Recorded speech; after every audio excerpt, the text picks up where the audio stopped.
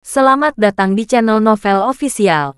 Sebelum kalian mendengarkan novel Pesona Pujaan Hati, jangan lupa like, share, and subscribe. Kalau tidak kusentil jantung kalian. Hehehehe. Tanpa lama-lama lagi langsung saja kita masuk di alur cerita novelnya. Bab 5931 sampai bab 5940. Segera, penjaga penjara membawa Charlie ke pintu sel nomor 8 tempat dia ditugaskan. Para tahanan di dalam tertawa dan membuat kekacauan. Penjaga penjara berteriak melalui pintu, dan semua penghuni di tengah sel. Kedua penjaga penjara yang di depan pintu memeriksa jumlah orang melalui menunggu pagar besi. Kemudian menggunakan interkom untuk memberitahu rekan-rekannya agar membukakan pintu gerbang. Kemudian keduanya masuk terlebih dahulu untuk memeriksa. Dan setelah yakin tidak ada masalah, mereka memberikan instruksi kepada penjaga penjara dengan Charlie di belakang. Penjaga penjara mendorong Charlie dan melihat Charlie dibawa ke dalam sel. Begitu masuk sel, Charlie mencium bau asam. Bau badan dan bau kaki bercampur bau kasur. Ditambah bau toilet menjadikannya menjijikkan. Dia tidak bisa menahannya, tetapi penghuni di dalam tidak peduli sama sekali dengan bau kotor di dalamnya. Salah satu dari mereka, seorang pria kulit putih berotot dengan janggut lebat, melihat ekspresi jelek Charlie di wajahnya, dan bahkan tidak bisa menahan tawa dan menggoda. Wow, wanita cantik Asia kita sepertinya tidak puas dengan kondisi sanitasi di sini. Sekelompok orang di sekitar tiba-tiba tertawa, dan salah satu dari mereka, seorang pria berkulit hitam kurus, berkata sambil tersenyum cabul, "Bos, kulit dan daging lembut pria ini pasti sesuai dengan keinginanmu." Pria berotot itu tertawa dan berkata, "Aku akan membuat dia terbiasa dengan bau badanku dan adikku secepat mungkin." Semua orang tertawa terbahak-bahak. Charlie mengerutkan kening dan melirik pria berotot itu. Dan 10.000 cara untuk menyiksanya dalam ingatan. Ketika pria berotot itu melihat Charlie menatapnya, dia dengan sengaja mengangkat kening ke arah Charlie, dengan ekspresi cabul dan menggoda di wajahnya. Kali ini, pemimpin penjaga penjara memperkenalkan Charlie. "Ini teman sekamar kalian yang baru. Dia akan tidur di kasur nomor 16. Setelah itu, dia menatap pria berotot itu lagi dan mengingatkan, "Din, sebaiknya kamu menahan diri. Apa yang terjadi terakhir kali belum berakhir. Kamu telah menyebabkan masalah seperti itu beberapa kali." "Sial." Pria berotot itu mengerutkan bibirnya dan berkata, "Aku baru meniduri anak itu beberapa kali. Awalnya itu memberikan kebahagiaan, tapi dia tidak bisa berasumsi dan harus bunuh diri. Masih bisakah kamu menyalahkanku?" "Benar." Seorang tahanan setuju sambil tersenyum. "Bos suka dia. Itu berkahnya." Apa yang sulit untuk dipikirkan? Saat dia berbicara, dia tersenyum dan bertanya kepada penjaga penjara, "Tuan, apakah anak itu sudah mati?" "Yang ini baik-baik saja. Dia belum mati. Dia masih bisa diselamatkan." Penjaga penjara berkata dengan wajah gelap. "Namun, masih belum jelas apakah dia bisa selamat. Jadi tolong jangan membuat masalah lagi untuknya." Saat dia mengatakan itu, dia melirik ke arah Charlie dan berkata kepada pria berotot bernama Din, "Bukannya kamu tidak bisa melakukan beberapa hal, tapi kamu hanya perlu mengontrol skalanya agar tidak menimbulkan masalah bagi kami lagi." Pria berotot itu terkekeh dan berkata, "Jangan khawatir, saya akan mengurusnya." Penjaga penjara mengangguk, lalu mengabaikan Charlie, berbalik dan berjalan keluar bersama dua penjaga penjara lainnya. Kemudian, gerbang pagar menutup secara otomatis. Selusi orang yang masih mengantri tiba-tiba menjadi rileks. Pria berotot bernama Din memandang Charlie dan mencibir, "Hei, orang baru. Biar ku beritahukan Anda aturan sel ini." Charlie mengabaikannya dan langsung berjalan ke tempat tidurnya nomor 16. Melihat Charlie mengabaikannya, Din tiba-tiba menjadi sedikit marah. Dia segera meraih kerah Charlie, meringkuk dan memberi isyarat kepada Charlie, "Nak, aku sedang berbicara denganmu. Dengarkan aku, kamu mengerti?" Charlie mengerutkan kening dan berkata dengan dingin, "Mulutmu benar-benar bau, dan tubuhmu juga bau." Seluruh sel dipenuhi dengan bau yang menjijikkan. Kebersihan sepertinya perlu ditingkatkan. Oleh karena itu, Charlie mendorong dan merapikan tempat tidurnya. Din tidak menyangka Charlie akan berani berbicara seperti ini, dan hatinya sedikit bingung. Dia khawatir Charlie memiliki latar belakang yang tidak mampu dia sakiti. Dia mendekati tempat tidur Charlie dan bertanya dengan suara dingin. Wah, apa yang kamu lakukan? Kamu sangat berani. Apa latar belakangmu? Kalau kamu bisa menyebutkannya, aku bisa memberi sedikit wajah. Tapi kalau kamu tidak mau bilang padaku, jangan salahkan aku akan memberi isyarat kasar padamu. Charlie memandangi kakinya yang kotor, meninggalkan bekas sepatu di tempat tidurnya, dan berkata dengan dingin, saya tidak memiliki latar belakang apapun. Saya hanya seorang imigran ilegal yang ditangkap oleh Biro Imigrasi. Kamu tidak perlu memberiku wajah. Aku juga tidak akan memuaskan wajah. Sekarang singkirkan kaki kotormu dariku dan bersihkan jejak kakimu. Dean tertegun sejenak. Siapa di sel ini yang tidak bisa menghormatinya? Biasanya, dia bisa mengalahkan siapapun yang dia inginkan dan tidur dengan siapapun yang dia inginkan. Dia tidak pernah membayangkan bahwa orang Asia yang tampak lemah dengan kulit halus dan daging lembut berani berbicara omong kosong di depannya yang berotot. Yang lain tidak menyangka bahwa Charlie, si pendatang baru, akan begitu berani berbicara dengan bos sel seperti ini. Mereka semua kaget dan penasaran, ingin melihat bagaimana Dean akan memberi pelajaran pada bocah bodoh ini. Dean adalah pria berotot standar Amerika, besar dan kuat. Di penjara tempat tinju bertemu, nilai kekuasaannya relatif tinggi. Di sel ini, tidak ada seorang pun yang menjadi lawannya. Selain itu, ada total 15 orang di seluruh sel, belum termasuk Charlie. 7 atau 8 di antaranya adalah anak buah Dean. Sisanya sangat takut pada Dean dan tidak berani macam-macam dengannya. Kali ini, Dean dipenuhi gigi dengan ekspresi kesal di wajahnya dan berkata, wah, kamu mungkin tidak tahu dari mana asalmu. Sudah kubilang, aku, Dean, yang mengambil keputusan akhir dalam segala hal. Kalau aku menyuruhmu berdiri, kamu tidak boleh duduk. Kamu tidak boleh berbaring kalau aku menyuruhmu berbaring. Kamu harus melakukan apapun yang aku suruh. Kamu harus makan apapun yang aku suruh kamu makan. Kamu harus menelan apapun yang aku suruhmu melakukannya. Kalau tidak, aku akan membuat hidupmu lebih buruk daripada kematian. Melihat dia berbicara dengan cara yang mengancam dan vulgar, Charlie bertanya kepadanya tanpa ekspresi, apakah kamu gay? Dean berkumpul dengan keras. Aku bukan gay, tapi di sini, aku suka pria sepertimu dengan kulit tipis dan daging lembut untuk melayaniku. Charlie mengangguk. Kamu ingin aku melayanimu, kan? Beritahu aku layanan apa itu? Dean tertawa jahat dan berkata, tidak ada artinya. Bagaimana kalau aku membawamu ke kamar mandi dan mengamatimu langkah demi langkah agar kamu bisa memindahkannya secara langsung? Wow, semua orang yang berbaur. Dan beberapa bahkan berkata dengan semangat, bos, kamu akan bersenang-senang sebelum hari gelap. Apakah kamu mengizinkan saya bersenang-senang setelah kamu selesai? Dean terkekeh dan berkata, izinkan saya memeriksa barang untuk semua orang dulu. Setelah saya selesai, semua orang yang tertarik bisa masuk dan bersenang-senang. Saat dia mengatakan itu, dia menggelapkan wajahnya, menatap Charlie, dan berkata dengan dingin, ayo pergi ke kamar mandi bersamaku. Charlie mengangguk, menunjuk ke kakinya di atas tempat tidur, dan berkata dengan tenang, aku akan melunasi rekeningnya nanti untuk cetakan sepatunya.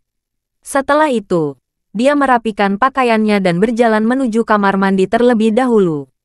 Dean bersembunyi dan berkata kepada orang-orang yang mengawasi di sekitarnya, aku suka dia jika dia memiliki karakter. Kalian tunggu di luar dan tidak ada yang boleh mengintip. Kalau tidak, aku akan memenggal kepalanya. Semua orang tersenyum dan mengangguk. Lalu Dean masuk ke kamar mandi.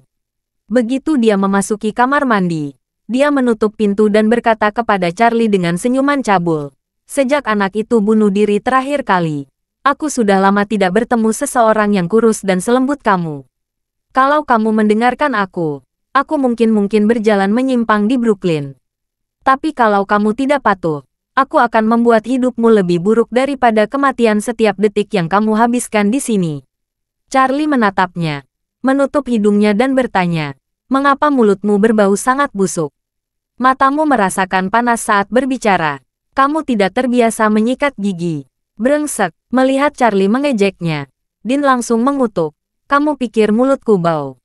Sudah kubilang, bagian tubuhku yang lain lebih bau. Aku akan segera memasukkannya ke dalam mulutmu.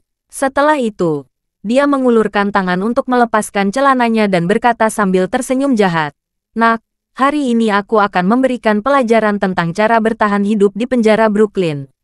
Pelajaran? Charlie mencibir. Bagaimana kalau aku memberikan pelajaran dulu? Pelajaran kebersihan. Setelah mengatakan itu, tangan kanan Charlie tiba-tiba meraih leher Dean dengan kecepatan kilat. Lalu menekan ibu jarinya dengan kuat ke jakunnya, hampir meremukkan jakunnya. Dean tidak mengira Charlie yang kurus akan menjadi orang pertama yang menyerangnya. Dan dia tidak menyangka lengan Charlie, yang sepertinya tidak memiliki otot yang sama sekali, akan menjadi sangat kuat. Ketika dia membalasnya, otaknya seperti kekurangan oksigen dalam sekejap. Lehernya terasa sangat sakit, begitu nyeri hingga tubuhnya tidak bisa mengerahkan kekuatan apapun. Dia telah berlatih kebugaran selama bertahun-tahun, dan arah kebugaran selalu menjadi kekuatan yang berkembang sepenuhnya ke arah orang kuat. Menurutnya, kekuatan tubuhnya dapat menduduki peringkat 5 besar di seluruh penjara Brooklyn. Bagaimana dia bisa dihancurkan oleh pria Asia kurus? Dia menderita sakit parah yang bisa diremehkan. Tidak peduli seberapa keras dia bertarung, dia tidak bisa mengendurkan jari Charlie sedikit pun. Dia tidak bisa bernapas sama sekali, dan wajahnya segera membiru dan ungu karena lemas. Dia ingin memohon belas kasihan, tetapi dia tidak bisa berbicara sama sekali. Sorot mata yang menatap Charlie telah berubah dari penghinaan dan kemalangan menjadi ketakutan yang mendalam. Charlie melihat ekspresi ketakutannya dan mencibir. "Kamu masih belum yakin bahwa kamu memiliki mulut yang bau. Sepertinya kamu tidak suka sikat gigi sejak masih kecil. Setelah besar, kamu bahkan lebih kotor dan malas. Ayo, aku akan mengajarimu cara membersihkan mulut kotor seperti milikmu." Setelah mengatakan itu, Charlie mengambil sikat toilet di samping toilet dengan tangan kirinya. Membuka mulut dengan tangan berbunyi, dan memasukkan sikat toilet kotor langsung ke dalam mulut. Dekan sangat besar, salah satu otot dada hampir sebesar kepala orang dewasa. Namun mulut pria ini sebenarnya tidak terlalu besar jika dibandingkan. Ketika Charlie memaksakan sikat toilet, yang tebal dan menutupi duri keras, ke dalam mulut, 2 luka berdarah terbuka di sudut mulut. Dean tiba-tiba mengalami kesakitan, tapi Charlie tidak menunjukkan belas kasihan sama sekali. Dengan tangan yang kuat, dia memasukkan seluruh kepala sikat toilet ke dalam mulut Dean. Lalu seperti sedang membersihkan toilet, ia menggosoknya dengan keras beberapa kali hingga membuat mulut Dean mengeluarkan darah terus-menerus. Dean merasakan seluruh mulut dan tenggorokannya terasa sangat sakit. Bulu plastik yang keras telah menyebabkan luka berdarah yang tak terhitung jumlahnya di mulut. Seluruh tubuhnya hampir roboh dan dia tidak bisa menahan tangis. Dia ingin merengek mati-matian untuk menarik perhatian anak laki-laki di luar pintu dan meminta mereka masuk untuk menyelamatkannya. Namun, pintu kamar mandi telah ditutup olehnya. Mulutnya terisi sikat toilet, dan tenggorokannya terjepit erat oleh jari-jari Charlie. Bahkan jika dia merintih putus asa, itu sama lemahnya dengan anak kucing yang sedang menghisap dan tidak dapat didengar oleh siapapun di luar. Tanpa harapan bantuan, Dean hanya bisa mengangkat tangan ke atas kepala dengan susah payah. Berdoa kepada Charlie dengan mata dengan ekspresi sedih di wajahnya. Charlie menghentikan gerakannya untuk sementara, meninggalkan sikat toilet di mulut, dan bertanya sambil mencibir, "Bukankah kamu ingin mengajarkanku cara bertahan hidup di Brooklyn? Mengapa kamu menangis seperti perempuan sekarang? Apakah itu layak untuk kamu yang berotot?" Dean tidak bisa berkata-kata, tidak peduli dengan keluhan Charlie, dan tidak bisa menahan pandangan. Dia hanya bisa mengungkapkan Charlie dengan lebih rendah hati, berharap Charlie akan berbelas kasih. Tapi Charlie tidak bersimpati padanya. Dia mendorong sikat toilet lebih dalam dan bertanya, "Apa yang tadi kamu bicarakan? Apa yang kamu coba bawa ke suatu tempat?" Dean merasa ketakutan. Tapi Charlie melanjutkan, "Hei, kamu tidak mengakuinya, kan? Nah, bukankah kamu orang baik-baik saja? Bagaimana kalau aku memasukkan sikat toilet ini ke belakangmu, agar kamu dapat merasa benar-benar puas?" Dean merasa seperti disambar petir. Dia melihat ekspresi Charlie yang dingin dan serius, yang sepertinya tidak mengancamnya sama sekali. Seluruh tubuhnya sangat ketakutan hingga dia gemetar. Takut Charlie benar-benar akan melakukan ini. Jadi lututnya melemah dan dia jatuh di tanah dengan bunyi gedebuk. Dia menangkupkan tangan di atas kepalanya dan terus memohon belas kasihan Charlie dengan gerakan. Charlie melihatnya yang sangat ketakutan dan bertanya dengan rasa ingin tahu. Apa? Kamu takut? Dean mengangguk penuh semangat dan menitikkan air mata kemana-mana. Charlie memutar tangannya dan memutar sikat toilet di mulutnya lagi. Aliran darah bercampur air liur mengalir di sudut mulut. Hati Dean benar-benar hancur saat ini. Melihat setiap pembuluh darah Dean yang menyakitkan berdetak kencang dan jantungnya hancur. Charlie belum berniat melepaskannya. Charlie berkata dengan sangat dingin. Ini, selama aku masih terlihat tidak bahagia bersamamu, tidak ada gunanya kamu menjadi takut. Dan percuma saja memohon belas kasihan. Aku akan sama saat kamu menindas yang lemah.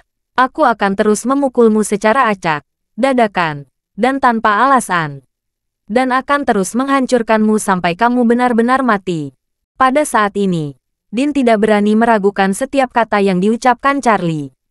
Ketika dia mendengar bahwa Charlie akan terus menghancurkan dirinya sampai dia mati, hatinya terasa sama putus asanya dengan orang yang tumbuh di hutan hujan tropis dan belum pernah melihat es dan salju di alam, dan tiba-tiba terlempar ke dalam kolam yang berisi udara, nitrogen cair. Dia tahu dirinya bukan tandingan Charlie. Dan dia juga tahu bahwa gabungan semua anak buahnya di luar pasti bukan tandingan Charlie. Oleh karena itu, dia tahu lebih banyak lagi bahwa tidak ada kemungkinan dia untuk melarikan diri. Jika anak buahnya menyadari ada yang tidak beres dan masuk, mereka semua mungkin akan ditundukkan oleh Charlie. Dan dia tetap tidak bisa diselamatkan. Dan sekarang, setidaknya ada 4 jam lagi menuju waktu makan malam. Kini, dia tidak lagi memikirkan bagaimana cara membalas dendam, atau bahkan bagaimana menyelamatkan muka dan martabatnya. Dia hanya ingin memohon pada Charlie untuk menghentikan penyiksaan dan penghinaan yang tidak manusiawi ini. Siapa sangka kehormatan dan harga diri yang rela ia pertahankan dengan kematian sendiri dan orang lain akan tertusuk dan hancur total oleh sikat toilet tua, kotor dan bau di mulut. Berlutut, dia hanya bisa mengangguk putus asa dengan sikat toilet di mulut. Tangannya terlipat di atas kepalanya, seperti boneka anjing yang terlatih, mencoba menggunakan sikap paling rendah hati untuk mendapatkan pengampunan Charlie. Charlie melihat keadaannya saat dia berlutut, mencibir, dan bertanya, apakah ada yang pernah memohon padamu sebelumnya, seperti kamu memohon padaku? Ekspresi Dean langsung berubah, dia terkejut, dan beberapa wajah yang akrab dan asing mau tidak mau muncul di benaknya. Yaitu orang-orang malang yang telah disiksa sampai mati dengan cara yang tidak manusiawi, atau disiksa sampai bunuh diri. Faktanya, dalam hal kekejaman, Dean jauh lebih kejam dari Charlie. Dia dapat menggunakan metode yang paling kejam dan memalukan terhadap orang yang paling tidak bersalah, pengecut, dan menyedihkan. Dan dia senang melakukannya, tapi Charlie, tidak peduli betapa kejamnya metodenya, tidak akan pernah menyakiti orang yang tidak bersalah. Melihat Dean tidak berani memberikan tanggapan apapun, Charlie tersenyum tipis dan berkata, ini pertama kalinya kamu dan aku bertemu. Aku tidak tahu banyak tentang masa lalumu, tapi itu tidak masalah. Orang-orang itu di luar pasti tahu apa yang telah kamu lakukan. Ayo ceritakan kejahatan apa yang telah kamu lakukan. Setelah mengatakan itu, Charlie meraih ujung sikat toilet dan mengangkatnya. Langsung mengangkat Dean yang sedang berlutut di lantai. Yang terjadi selanjutnya adalah rasa sakit yang lebih parah di mulut Dean. Dia merasa tidak ada lagi sepotong kulit bagus seukuran ujung jarum di mulutnya.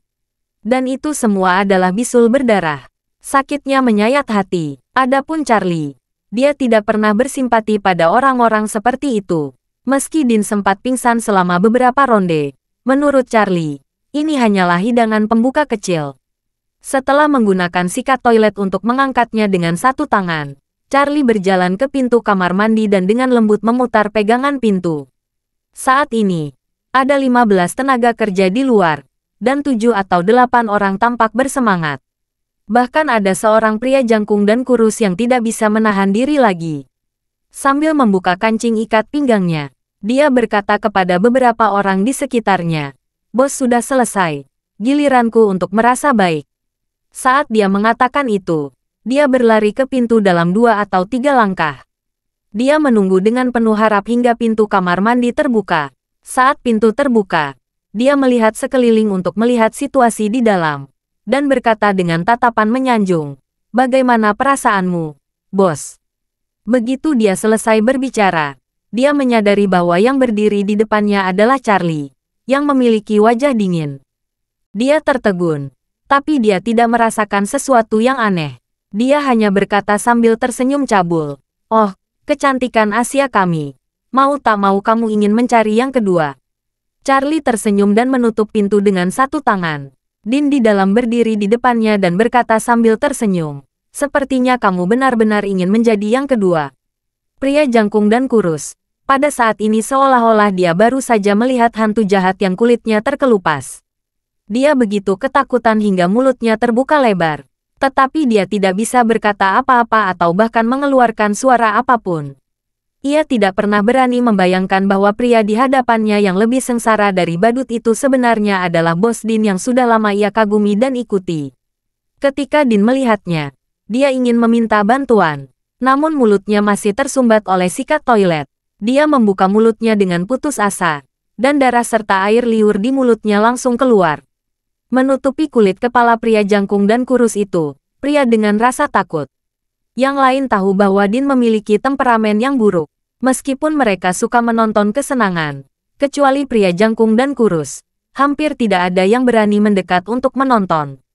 Sehingga mereka masih tidak tahu apa yang sedang terjadi. Pria jangkung dan kurus itu pingsan ketakutan dan ingin mundur. Tetapi begitu dia mundur selangkah, Charlie mengangkat kakinya dan menendang dadanya dengan keras.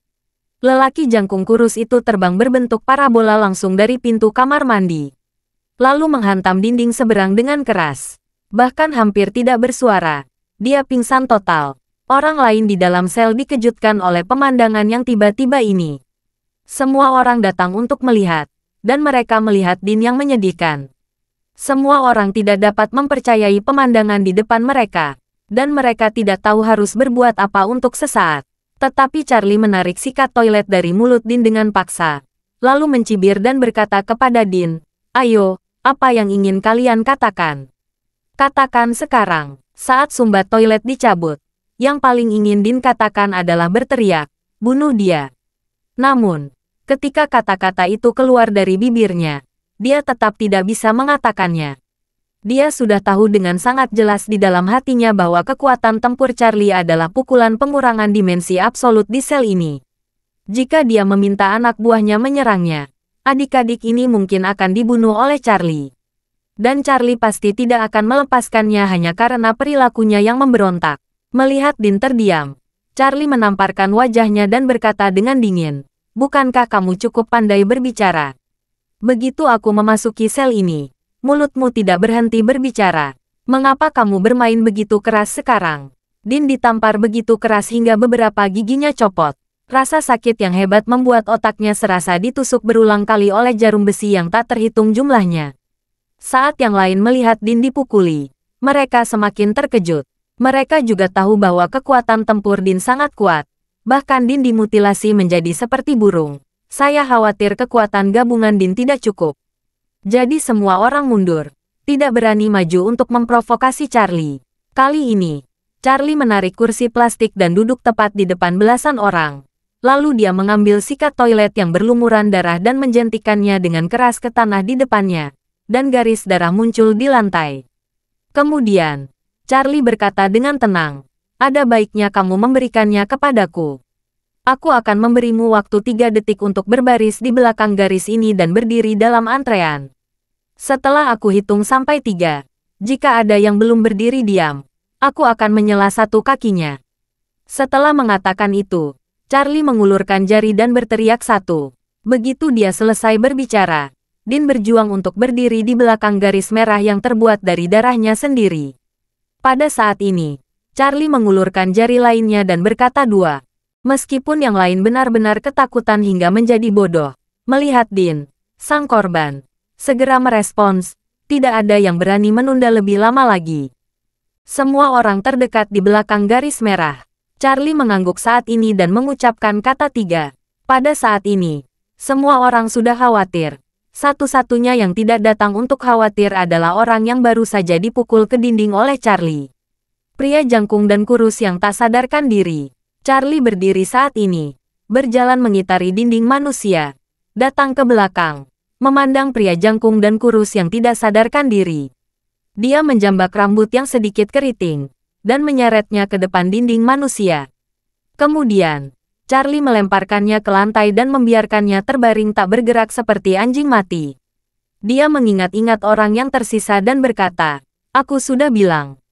Kalau dalam hitungan 3, ada yang tidak datang dan berdiri diam."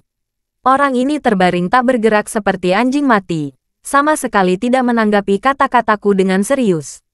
Jika ini masalahnya, bagaimana saya bisa memimpin tim ini di masa depan? Jadi, hari ini aku akan mematahkan salah satu kaki di depan kalian. Aku beritahu kalian bahwa aku melakukan apa yang aku katakan. Semua orang tampak bingung dan berpikir, alasan orang ini tidak bergerak seperti anjing mati adalah karena dia pingsan. Bagaimana masih bisa menyalahkan dia dengan begitu percaya diri? Saat dia bingung, dia melihat Charlie mengangkat kakinya dan menginjak kaki kanan pria jangkung dan kurus itu. Terdengar bunyi klik, dan tulangnya patah. Segera setelah itu, pria itu terbangun dari komanya dalam sekejap, berguling-guling di lantai sambil memegangi sisa kakinya, menangis tanpa henti. Semua orang tercengang. Siapa yang mengira Charlie bahkan tidak akan membiarkan orang yang tidak sadarkan diri? Dia jelas-jelas tidak sadarkan diri. Jadi bagaimana dia bisa menghabiskan waktu ketika dia menghitung sampai 3? Apakah ini berniat terhadap orang lain? Tepat ketika semua orang terlalu takut untuk berbicara, di tengah kerumunan, seorang pria kulit putih paruh baya berusia 50-an berkata dengan gemetar, kamu tidak bisa memperlakukan orang yang koma seperti ini. Ini tidak adil. Saat ini, Charlie berkata dengan tenang, seperti kata pepatah, kata-kata seorang pria sulit untuk diikuti. Saat saya berjalan di dunia, yang saya perhatikan bukanlah keadilan, melainkan integritas. Saya akan mematahkan kaki siapapun yang tidak datang untuk mengantri. Aku tidak akan pernah mengingkari janjiku.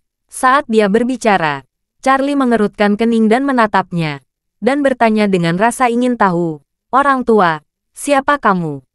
Apakah kamu berani berbicara mewakilinya saat ini? Pria kulit putih paruh baya dan usia lanjut mengumpulkan keberanian dan berkata, saya seorang pendeta. Ya, hamba Tuhan. Saya berbicara demi keadilan. Charlie mencibir dan berkata, maaf, saya seorang ateis dan tidak percaya pada Tuhan. Kamu, pendeta itu berkata dengan gugup, bahkan jika kamu tidak percaya pada Tuhan, kamu tidak dapat menghujat Tuhan. Charlie tersenyum dan berkata, kamu cukup pandai mengkritik orang lain. Kapan aku pernah menghujat Tuhan? Saya hanya tidak menganggap servernya serius. Saat dia mengatakan itu, Charlie berjalan ke arahnya dan menatap langsung ke arahnya. Dengan mata terbuka lebar, dia bertanya, sejujurnya, kapan kamu memasuki penjara ini? Pendeta itu mengerucutkannya dan berkata dengan panik, tiga tahun yang lalu. Charlie mengangguk dan bertanya lagi, lalu sudah berapa lama kamu tinggal di sel ini? Pendeta itu menjawab dengan gugup, 2 tahun 3 bulan. Charlie mengangguk lagi, menunjuk ke arah dinding lantai, dan bertanya lagi, setelah tinggal di sini selama beberapa waktu, kamu pasti pernah melihat orang ini menyiksa banyak rekannya yang membenarkan kan? Saya ingin tahu, saat dia menyiksa orang-orang itu, apakah kamu berbicara mewakili orang-orang itu? Saya, pendeta itu tiba-tiba berkata tanpa suara. Dia sebenarnya tidak ingin berbicara mewakili pria jangkung dan kurus. Juga tidak benar-benar ingin memohon belas kasihan atau kepuasannya. Dia baru menyadari bahwa sel ini telah membuka era baru. Ketika Charlie mengambil sikat toilet di mulut Dean, ketika dia keluar dari kamar mandi, itu berarti dia sudah naik tahta dan menjadi raja baru di sini. Oleh karena itu, dia ingin dengan sengaja menggunakan trik ini untuk mendapatkan posisi di depan Charlie. Dan di saat yang sama, dia juga menggunakan perilaku yang sepertinya memiliki rasa keadilan ini untuk memperjelas satu hal kepada Charlie.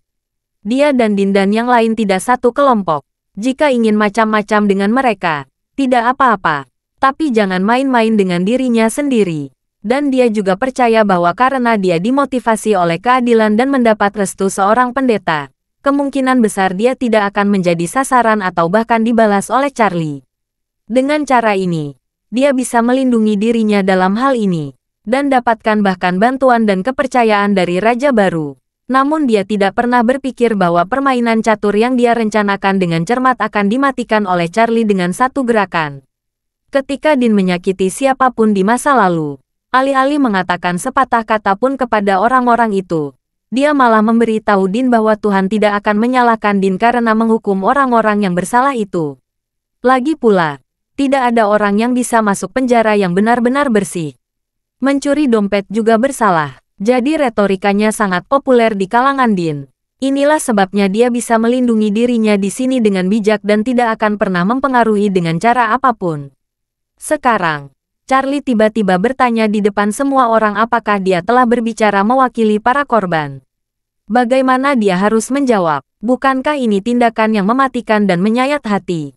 Melihat dia ingin waktu yang lama, Charlie menamparnya, menyebabkan dia berputar-putar beberapa kali dan kehilangan 2 gigi di depannya. Setelah menamparkan, pendeta itu berbalik dan hampir terjatuh. Charlie meraih kerah bajunya, melihat dan bertanya, "Bukankah kamu cukup pandai berbicara?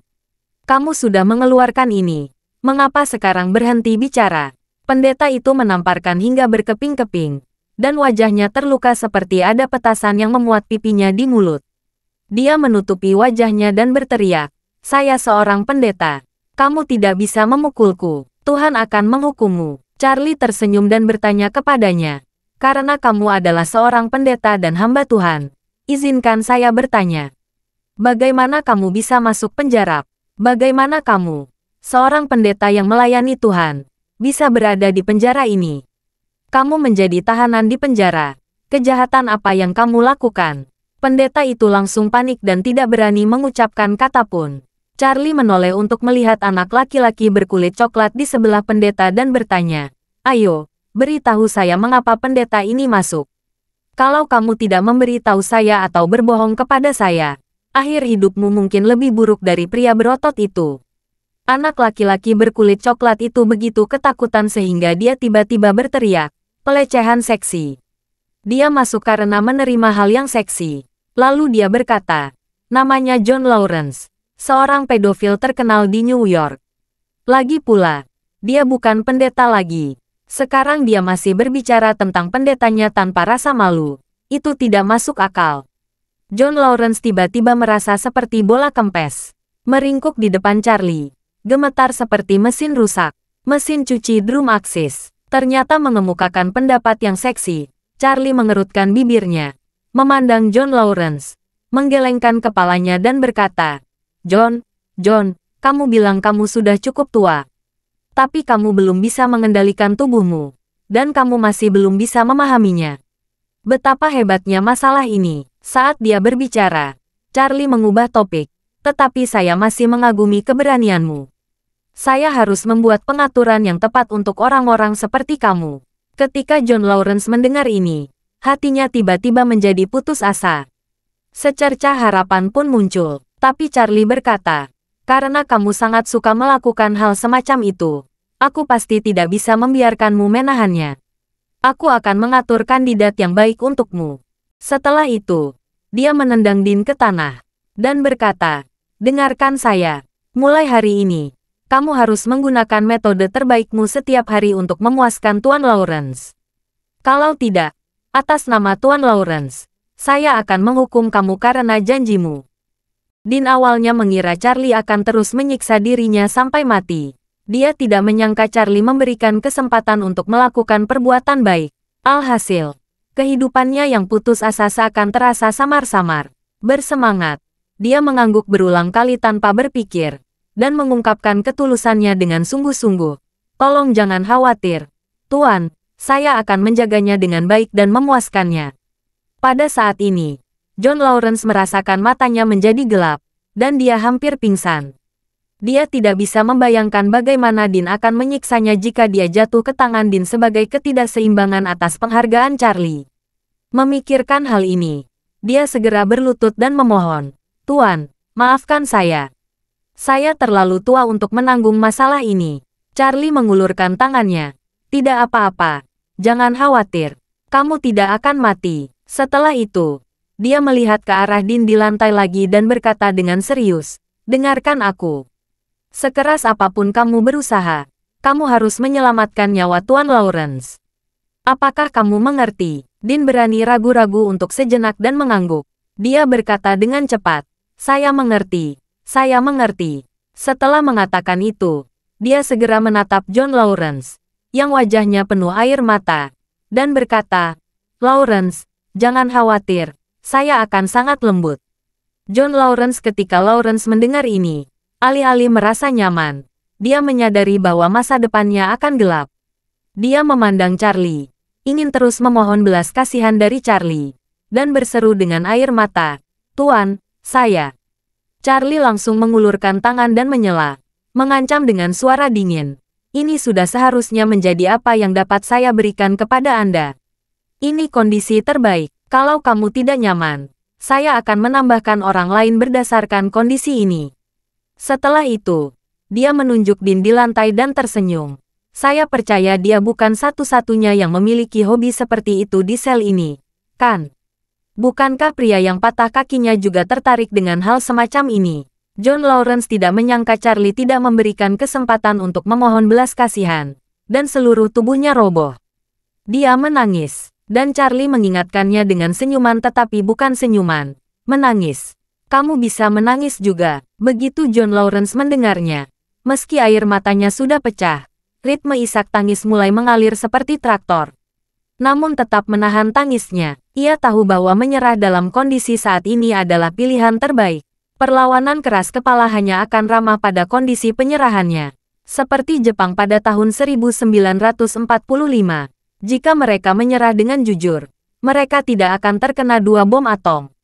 Melihat dia tidak berani mengatakan apa-apa lagi, Charlie berhenti memperhatikannya. Sebaliknya, dia berdeham dan berkata dengan suara dingin, sekarang aku akan mengumumkan sesuatu kepada kalian. Mulai sekarang, aku adalah orang yang berbicara. Setiap orang harus patuh tanpa syarat 24 jam sehari. Kalian tidak boleh melanggar perintah saya, apalagi tidak mematuhinya. Jika tidak, saya tidak dapat menjamin nasib kalian akan lebih baik daripada hari ini. Mereka baru saja melihat John Lawrence yang diberi pelajaran. Bagaimana mungkin ada yang berani membantah? Bahkan jika mereka setuju, mereka semua tetap mengangguk seperti mesin ekstraksi minyak yang bekerja dengan kecepatan 20 kali lipat. Melihat orang-orang ini sudah sangat patuh, Charlie cukup puas. Kemudian dia berdeham dan berkata dengan dingin, semua orang mendengarkan perintah saya. Berdiri tegak. Setelah mendengar ini, semua orang mencoba yang terbaik untuk berdiri tegak. Bahkan Din di suatu tempat, berdiri di ujung antrian. Anak laki-laki yang patah kakinya berjuang untuk bangun. Tapi begitu dia berdiri, dia jatuh lagi karena kesakitan. Charlie meliriknya dan berkata dengan tenang, kamu tidak perlu khawatir. Pria itu gugup dan berkeringat banyak. Ketika dia mendengar ini, dia menghela nafas lega dan berkata dengan penuh terima kasih. Terima kasih, Tuan. Charlie mengabaikannya. Dia terus berteriak kepada yang lain. Semuanya, hadap kanan. Semua orang segera menyusul, tetapi pada saat ini, seorang berputar 90 derajat ke arah yang berlawanan. Charlie memiliki kesan tertentu tentang anak ini. Setelah dia masuk, dia membongkar dan membongkar. Dia seharusnya menjadi salah satu anak buah Din. Jadi, Charlie segera menunjuk ke arahnya dan bertanya, ada apa denganmu? Kamu sengaja melawanku. Pria itu sangat ketakutan sehingga dia menenangkan kepalanya dengan putus asa dan berkata dengan wajah sedih. Maaf, Pak, saya agak sembarangan sejak masih kecil. Kamu tidak bisa membedakan kiri dan kanan. Charlie sedikit tersenyum. Tidak apa-apa, saya bisa membantu kamu. Setelah mengatakan itu, Charlie meraih tangannya. Dengan sedikit kekuatan ibu menusuk, dia mematahkan pensilnya seperti sedang mematahkannya dengan satu tangan. Persetujuan tangan benar-benar patah. Pria itu berteriak kesakitan. Tetapi Charlie berkata kepadanya dengan ekspresi acuh tak acuh. Ingat ini dengan benar. Saya yakin kamu tidak akan pernah lupa lagi mana kiri dan kanan. Semua orang sangat takut hingga kulit kepala mereka mati rasa. Mereka mendengar Charlie berteriak lagi. Hadap kiri. Semua orang segera berbalik. Karena takut melakukan kesalahan. Pria yang baru saja patah pemahaman tangan memahami kali ini mampu membedakan kiri dan kanan dan tidak melakukan kesalahan lagi. Charlie mengangguk puas. Dia menunjuk pria di paling kiri dan berkata, ayo, Mulai dari kamu. Perkenalkan dirimu. Siapa namamu? Dari mana asalmu? Kejahatan apa yang kamu lakukan? Sudah berapa lama kamu berada di sini? Berapa lama sisa hukumannya? Pria itu berkata dengan cepat. Tuan, nama saya Ruan Ming, seorang Vietnam. Saya sudah berada di sini karena menginap selama 1 tahun. Saya masih memiliki sisa 6 tahun. Charlie mengangguk. Oke, selanjutnya. Tuan, nama saya Heng, seorang Amerika. Saya berada di sini selama setengah tahun karena penipuan. Saya memiliki sisa 3 tahun di penjara. Satu demi satu, semua orang mulai memperkenalkan diri. Tak lama kemudian, giliran pria berkulit coklat yang memperkenalkan dirinya. Dia berkata dengan penuh perhatian. Halo, Tuan. Namaku Haji. Saya orang India Amerika. Saya sudah berada di sini selama 2,5 tahun karena berniat. Aku punya waktu 12 tahun lagi. Charlie menunjuk kedua orang di kiri dan kanan Haji. Lalu berkata, kalian berdua, beri dia 10 input masing-masing. Wajah Haji tiba-tiba berubah dan dia berseru. Tuan, mengapa Anda ingin memukul saya? Charlie berkata dengan dingin. Semua penjahat seksi akan memukul. Setelah itu, dia melihat kedua orang itu dan berteriak dengan marah. Kenapa kalian belum melakukannya? Jika tidak melakukannya, saya akan mengatur orang-orang di sekitar kalian memberi 100 izin untuk masing-masing. Kalau kalian tidak menamparkan cukup keras, aku juga akan memerintahkan orang lain untuk menamparkan kalian berdua 100 kali. Ketika mereka berdua mendengar ini, mereka tidak peduli lagi persahabatan mereka dengan Haji. Sekarang adalah waktunya bencana melanda dan semua orang terbang menjauh. Tidak ada yang berani menyakiti Charlie, sang bintang jahat. Tidak peduli apa yang dia perintahkan. Mereka tidak perlu berpikir untuk membantahnya demi melindungi diri mereka sendiri. Alhasil, kedua pria itu bertukar pandang dan menamparkan wajah Haji sebanyak 10 kali. Pipi Haji segera bengkak karena ditampar, dan seluruh wajahnya bengkak hingga menjadi kepala babi. Udara matanya terus jatuh ke lantai. Dia merasakan sejuta keluhan dan kemarahan di dalam hatinya. Namun ia tidak berani menunjukkannya saat ini. Melihat Haji dipukul hingga menjadi kepala babi, orang yang paling gugup adalah John Lawrence. Dia tahu jika Haji dipukul pasti tidak akan bisa melarikan diri. Tak lama kemudian, giliran John Lawrence yang memperkenalkan dirinya. Dia berkata dengan sangat ketakutan. Tuan, nama saya John Lawrence. Saya masuk penjara karena penyerangan dan tipu muslihat. Saya dijatuhi hukuman penjara seumur hidup, tanpa syarat bersyarat. Segera setelah John Lawrence selesai berbicara, seorang pemuda di sebelahnya berseru dan bertanya, Tuan, berapa kali saya harus menamparnya? Charlie memegang tangannya. 100. Setelah berbicara, dia menambahkan, 100 sinyal dari setiap orang di sekitarnya. Baiklah, pria itu mengangkat tangannya dan memukul Lawrence tanpa berpikir. Tahanan di sisi lain tidak berani bertahan.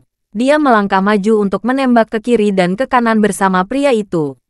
Sebelum 100 master selesai, mereka berdua sudah terlalu lelah untuk mengangkat tangan. Dan Lawrence bahkan lebih buruk lagi. Wajahnya benar-benar bengkak. Jika tidak diperhatikan dengan cermat, itu tampak seperti tubuh yang basah kuyup selama setengah bulan. Mayat itu melayang dengan sendirinya. Ketika penyelesaian itu selesai, Lawrence sudah benar-benar koma. Salah satu orang yang bertanggung jawab atas pendanaan itu dengan hormat berkata kepada Charlie, Tuan, 100 pendanaan sudah dilakukan. Apa yang harus saya lakukan jika orang tua ini tidak sadarkan diri? Charlie pergelangan tangan, lempar dia ke kamar mandi dan tinggalkan dia sendirian. Ya, Tuan, pria itu berteriak, dan bersama rekannya, dia membawa Lawrence yang tidak sadarkan diri ke kamar mandi. Kenalan diri berlanjut. Sebagian besar orang yang tersisa ditangkap karena pembunuhan dan penandatanganan. Hampir semuanya adalah anggota geng di New York. Bahkan ada yang merupakan anak buah Dean. Setelah semua orang ini memperkenalkan diri, Charlie mengamati anak yang kakinya ditendang dan berkata, Ayo, beritahu saya. Pria itu berkata dengan gemetar, Nama saya Mark Bob. Saya sudah dipenjara selama 2 tahun karena pembunuhan tingkat 2. 40 tahun penjara, dengan hukuman minimal 20 tahun. Charlie menatap Dean lagi dan berkata dengan tenang, "Ayo bos, ini anak buahmu." Dean berkata dengan panik, "Tuan, Anda adalah bosnya." Charlie tersenyum dan berkata, "Maaf, saya tidak sengaja mengambil posisimu." Dean dengan cepat berkata, "Tuan, tolong jangan katakan itu.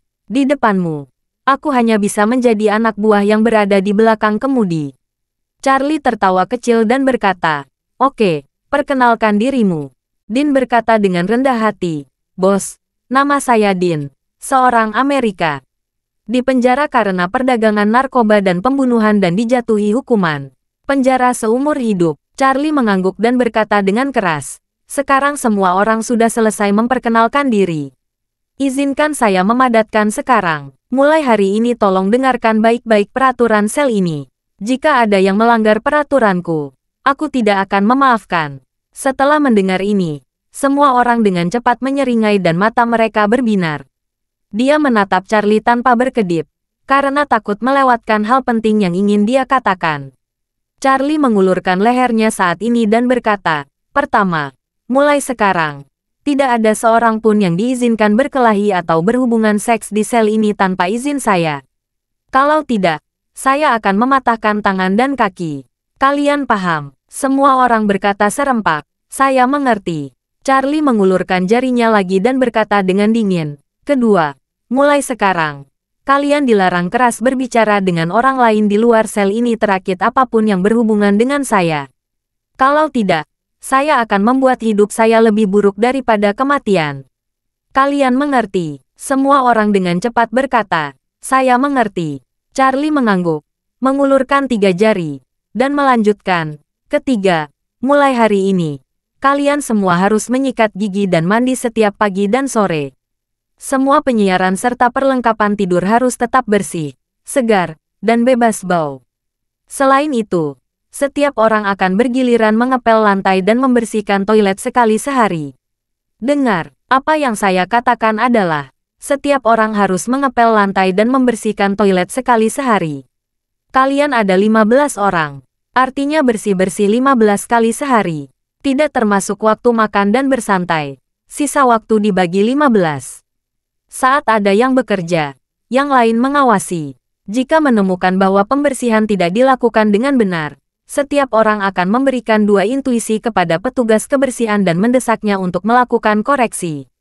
Jika saya menemukan masalah, semua orang akan menanggalkan pakaian dan tidur di toilet pada malam hari. Satu hal lagi, jika saya mengetahui seseorang memiliki bau aneh di tubuhnya atau di tempat tidurnya, orang itu akan saya hukum tinggal di toilet selama 3 hari. Kecuali untuk makan dan bersantai. Saat ada yang masuk ke toilet, dia harus tetap di dalam. Saat orang lain masuk untuk berhubungan seks, dia juga harus tetap berada di sana. Sampai dia bisa membersihkan dirinya sendiri. Jika permintaan Charlie dihadirkan di masa lalu, orang-orang ini pasti akan mengira itu hanya fantasi. Namun, setelah beberapa orang mengalami metode Charlie dan kebanyakan orang menyaksikan kekejaman Charlie, orang-orang ini berpendapat bahwa permintaan Charlie tidak berlebihan sama sekali. Oleh karena itu, masing-masing dari mereka mengangguk seolah-olah sedang membuat janji. Takut Charlie akan memanfaatkan mereka jika mereka terlambat mengutarakan pendapatnya. Melihat mereka semua mengangguk setuju, Charlie tersenyum tipis dan berkata, "Karena kalian semua tidak keberatan, kami langsung menerapkannya mulai sekarang. Sel ini kotor dan bau. Kalian semua harus melakukan pembersihan umum terlebih dahulu. Pastikan benar-benar bersih, atau kalian semua akan dihukum bersama." Sekelompok orang tidak berani mengatakan lebih banyak dan dengan cepat memulai pembersihan yang belum pernah terjadi sebelumnya. Untuk memuaskan Charlie secepatnya, semua orang yang masih bisa bergerak segera berpartisipasi. Mereka membuang semua perlengkapan tidur yang sudah lama tidak diganti ke kamar mandi, menyisakan beberapa orang yang bertanggung jawab membersihkan. Sedangkan sisanya mulai membersihkan di mana-mana. Mereka tahu jika Charlie tidak puas dengan kebersihan meski sedikit, mereka tidak akan bisa menghindari makanan fisik. Terlebih lagi, rasa sakit fisik yang Charlie berikan pada mereka sungguh menyakitkan. Bahkan Dean menyeret tubuhnya dan berulang kali menyekat tempat tidur Charlie dengan handuk. Terutama jejak kaki yang pernah dia injak sebelumnya. Setelah menyekanya dengan hati-hati, tidak ada lagi jejak yang tersisa. Saat ini, Charlie memandang Dean yang tertidur itu. Dia bertanya, "Dean, saya punya pertanyaan. Kamu harus menjawabnya dengan jujur. Kalau berani mempermainkan saya akan membuat kamu 100 kali lebih sengsara. Apa kamu mengerti?" Dean gemetar dan berkata dengan cepat, "Tuan, tolong beritahu saya. Selama aku tahu, aku tidak akan menyembunyikan apapun." Charlie mengangguk dan bertanya, "Apakah kamu pernah mendengar tentang seorang tahanan Tiongkok bernama Raymond Cole di penjara Brooklyn?" Raymond Cole. Dean menyembunyikan kepalanya dan berkata, "Saya belum pernah mendengar tentang pria ini." Charlie bertanya balik, "Pikirkan baik-baik. Apa kamu tidak dapat mengingat satu pun tentang nama ini?" Dean berkata dengan ekspresi ketakutan, "Tuan, saya benar-benar tidak berbohong. Saya belum pernah mendengar nama yang kamu sebutkan." Charlie dapat melihat bahwa Dean tidak berbohong. Dia tidak memiliki harapan besar untuk mendapatkan berita tentang Raymond Cole dari Dean. Bagaimanapun, dialah yang diincar oleh anggota inti keluarga Rothschild.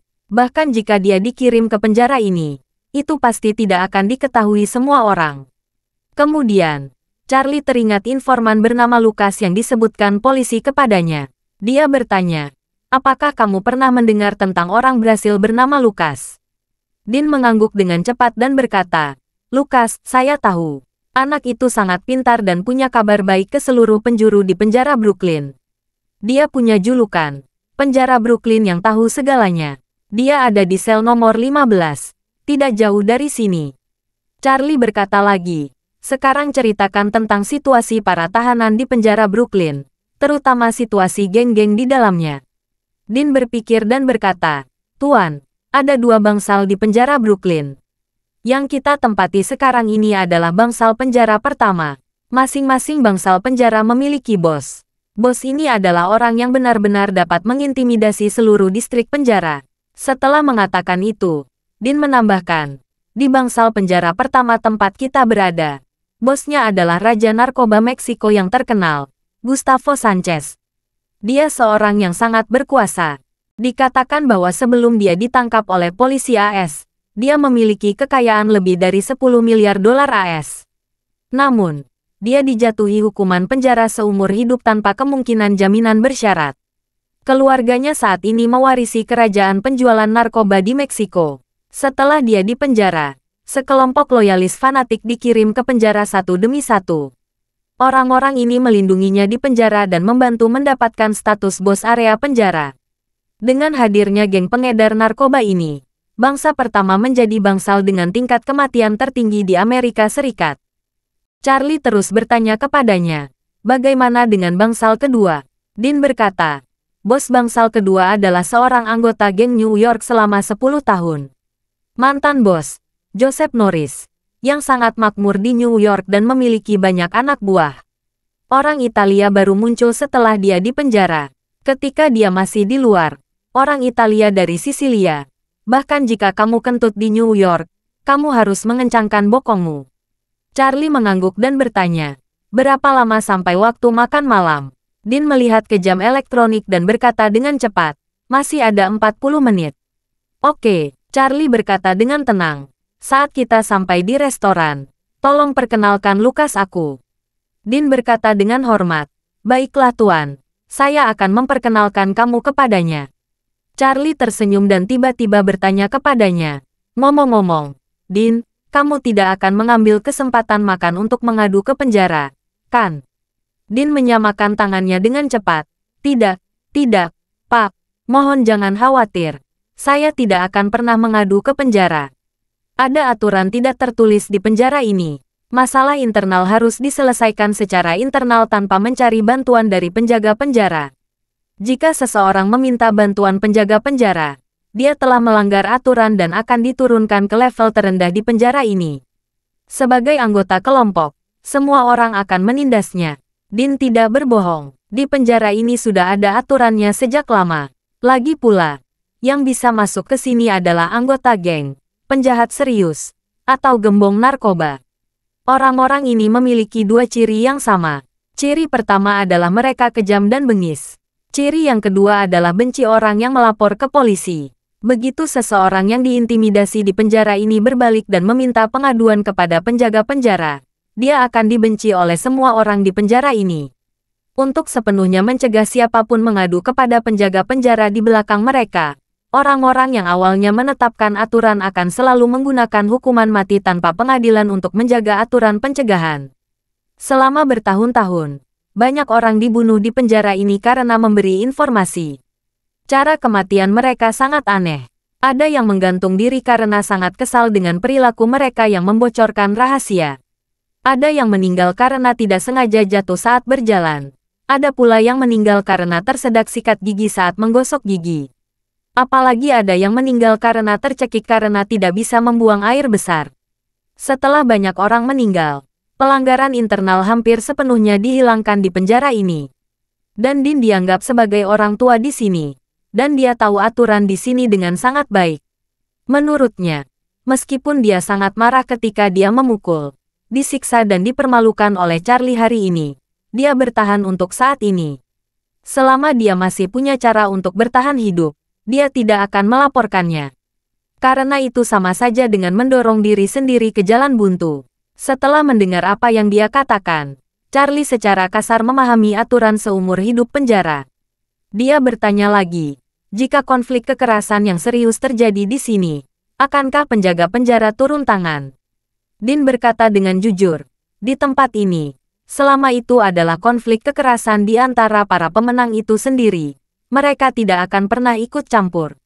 Mereka biasanya membiarkan para menyelesaikannya sendiri. Selama tidak ada nyawa yang hilang, mereka tidak akan pernah muncul lagi. Setelah itu, Din menambahkan, karena penjara Brooklyn tidak ada taman bermain di luar ruangan, jadi olahraga di sini dihubungkan dengan waktu makan. Biasanya setelah makan siang, penjaga penjara akan mengirim semua orang kembali ke area penjara. Dan kemudian membiarkan semua orang bergerak bebas di area penjara selama 1 jam. Pintu semua sel terbuka, dan generatornya dapat bergerak bebas di dalam area penjara.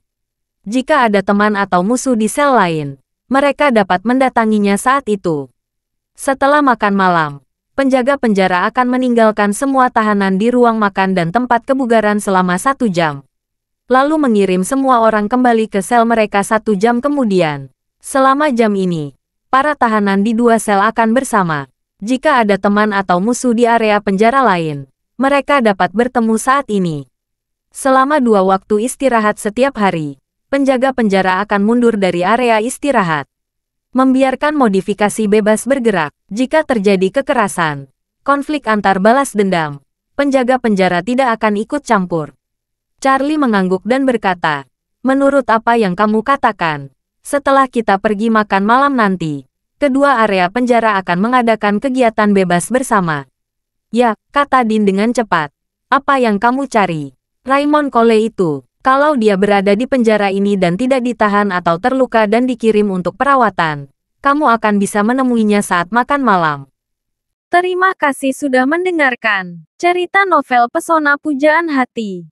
Sampai jumpa di novel selanjutnya.